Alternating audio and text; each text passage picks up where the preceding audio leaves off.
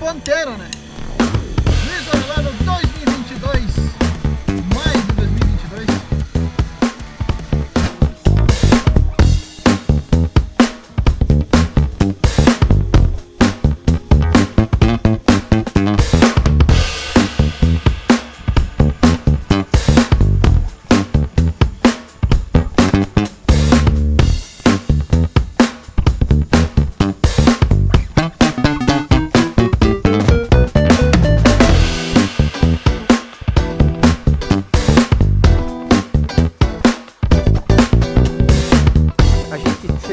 No ponto alto, que é o Cristo Redentor. Chegamos aqui no Cristo Redentor.